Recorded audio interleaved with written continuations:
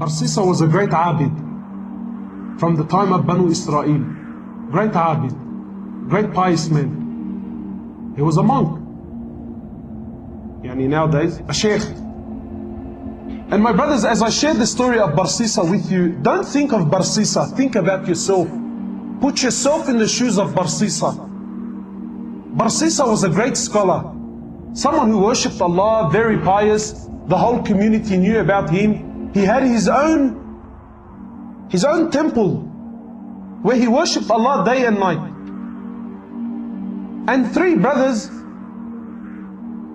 they wanted to go in jihad, but they had a sister. And they said, if we go to jihad, who's going to look after our sister? So they said, who better than Barsisa?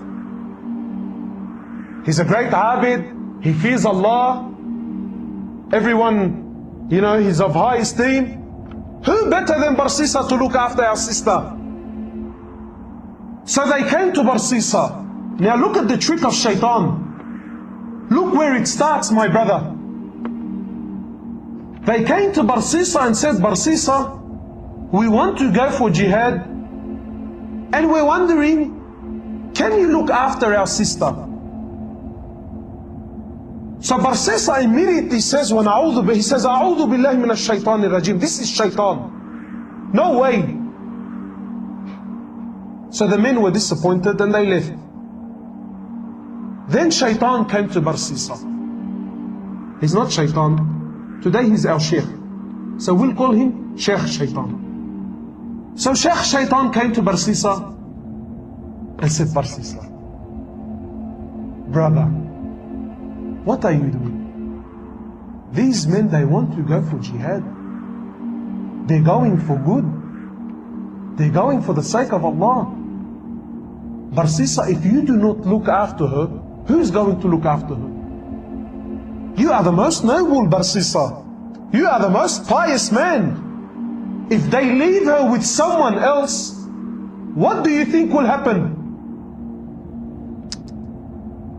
So Barsisa says, maybe I should look after her for the sake of Allah, for the sake that these brothers. Look at the trick of shaitan. When shaitan knocks on your door, shaitan does not want you to open it fully. Just a little peep, a little, who is it? That's all he wants. A little crack. That's all shaitan wants. Shaitan has all the time in the world. Shaitan wants a little crack. So he calls the brothers back. He says, listen, for the sake of Allah, I will look after your sister, but she will not stay with me. Barsisa was a man who feared Allah. He was a genuine man who feared Allah, my brothers. Now I want you to think about yourself and relate this story to your life. He says, I will not keep your sister with me. She will stay in the house I have at the back of my temple. She will stay there and I will stay here. The brothers agreed. Said, no problem. The brothers went to jihad. And Barsisa would cook some food for her and put the food outside his door and make her come out from her house, come all the way, grab her food and go back. Look how much he feared Allah. But what happened? He already opened the door. So this happened for some time. And shaitan has plenty of time on his hands. No problem. Take your time, brother. Take your time. Until eventually, shaitan comes to Barsisa. He says, Barsisa, don't you know that when you put the food outside, she has to come from her house, walk all the way to grab her food? And this is a fitna. People can see her. People can see her. I think you should put the food on her doorstep. Makes logic sense? So Barsisa cooks her food, goes to her door, knocks on her door and comes back. After some time, Barsisa, Sheikh Shaitan says to Barsisa, she still has to open her door. the food inside the house. So this happened for some time, and the brothers took long. Now Sheikh Shaitan says to Barsisa, he says, Barsisa, you know, it's been a long time. This woman has no one to talk to, no friend, nobody to socialize. Maybe you should talk to her. Otherwise she will go outside and, Allahu A'lam, cause fitna outside. For the sake of Allah, not for, no, brother, for the sake of Allah. So Barsisa now, he goes to the house. Look, he still fears Allah. From outside the house, he's talking to her, shouting, and she can't hear him properly. And after some time, Shaitan says, Barsisa, why are you embarrassing yourself? You're screaming and shouting. Go inside the house and speak to her there. My brothers, after some time, he started speaking to her inside the house. What was a little conversation became a longer one. After talking, now he wants to see.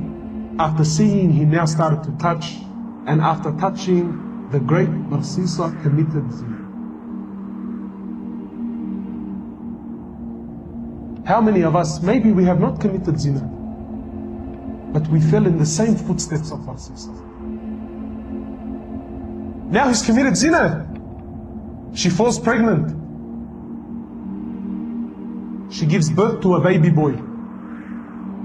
And Shaitan now comes to Barsisa, says, Barsisa, bro, if the brothers come back and see this young boy, and you were the one who was responsible for looking after him, how will you explain the boy? Now he's worried. He says, what do I do? He says, Barsisa, you have to kill the boy. You have to get rid of the evidence.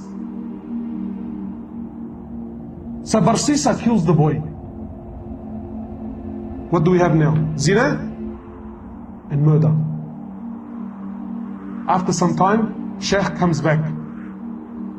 Says, Barsisa, do you really think she's going to keep quiet about what happened? Do you really think she's not going to tell her brothers about what took place here? He says, what do I do? Kill her too? Zina and double murder. The brothers come back. Barsisa, where is our sister? He says to them, Inna lillahi wa inna ilayhi raji'un. Your sister, she became very ill, and Allah took her life. Barsisa is a great abid, big sheikh. He does not lie. The brothers had no other option. They said, where is she? He showed them a fictitious grave, a fake grave. He said, this is where she is. They made some dua for her and went home. The next morning, one of the brothers, he says, you know, I had a very interesting dream last night. The other brother said, I had an interesting one. What did you see? He says, I seen in my dream that our sister was not sick. Rather, she fell pregnant, she had a boy, and her and the kid were murdered. And I seen that she was not buried where he showed us, but she was buried somewhere else. So the other brother says, Zina Ajib, I had the same dream. So they said, both of us cannot be wrong. They went to where they seen in their dream, they dug up that grave there, they found their sister and the baby there. They went back to Barsisa, they said, Barsisa, you lied to us, this is what took place, and now we're taking you to the ruler. Now on the way, Barsisa is looking at himself, he's thinking, how did I get in this mess? Zina, double murder, and now I'm going to be executed. So, when they bring him to the ruler, Shaitan comes to Barsisa in the form of man. He says, Barsisa, do you know who I am? He says, no. He says, Barsisa, I am Shaitan. And I am the one who caused you all this mess. And I'm also the one that can get you out. He says, Barsisa, I can get you out, man.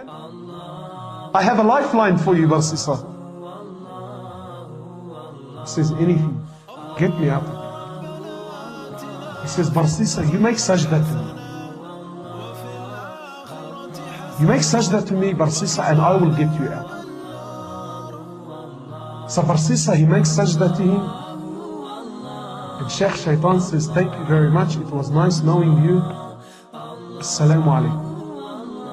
And shortly after, he was crucified. The last action in his life was what? Shirk, kufr to the highest level.